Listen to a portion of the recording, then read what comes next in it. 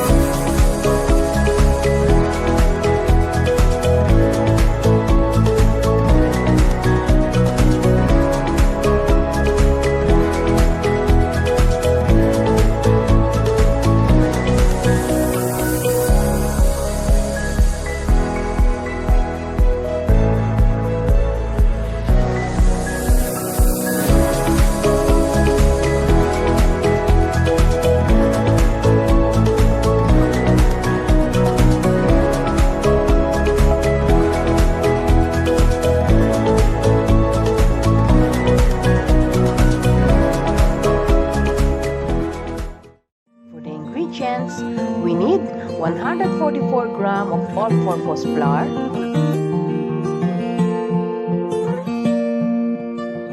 60 ml of oil,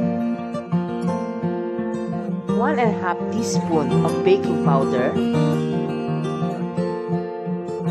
½ teaspoon of salt, 4 egg yolks, 125 ml of milk, 200 grams of white sugar. For the meringue, we need 4 egg whites,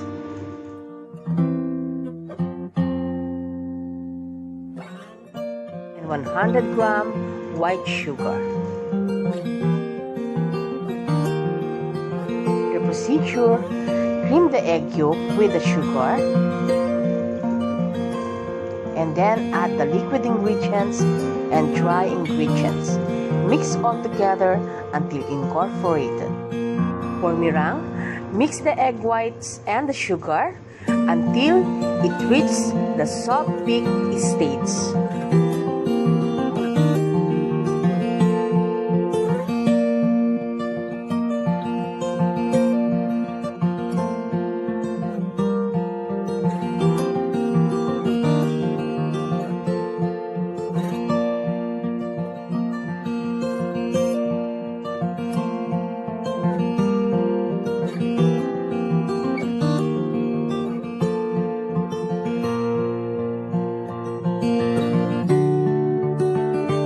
Ready, and this is the soft peak stage.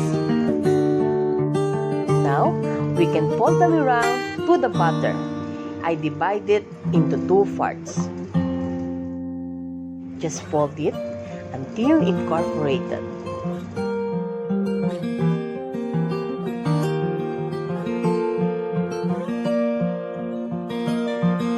Now I use the cupcake mold. I put the liner in the mold.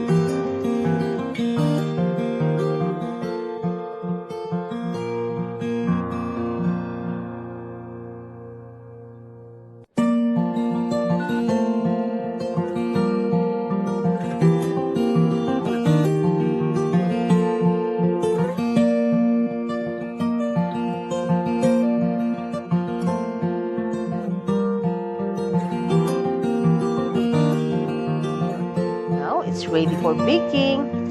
Bake at 180 degrees for 15 minutes.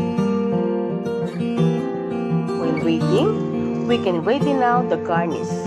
We need 100 gram of white sugar, and then 100 gram of cheddar grated cheese, and 50 gram of melted butter.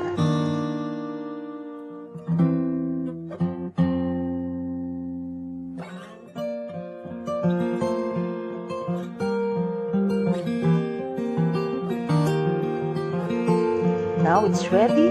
We can now brush the butter on top of the Mamon or Taisan, and then sprinkle with the white sugar on top, and then put some cheese all over the top of the Mamon or Taisan.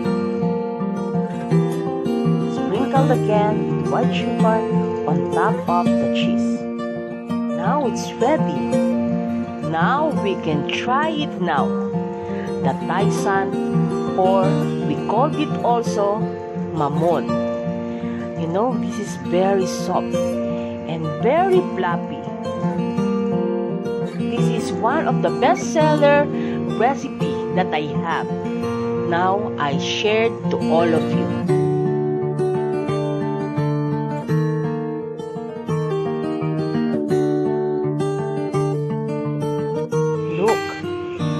How soft it is. It's bouncing. See? Very nice, you know.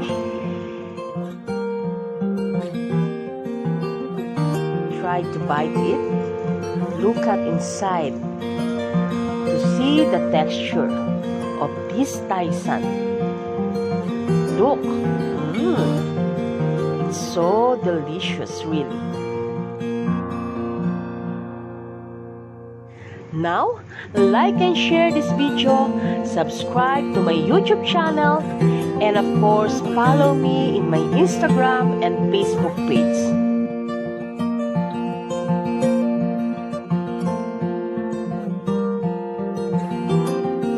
Once again, this is Chef Deborah. Thank you for watching, and I hope you enjoy baking with me.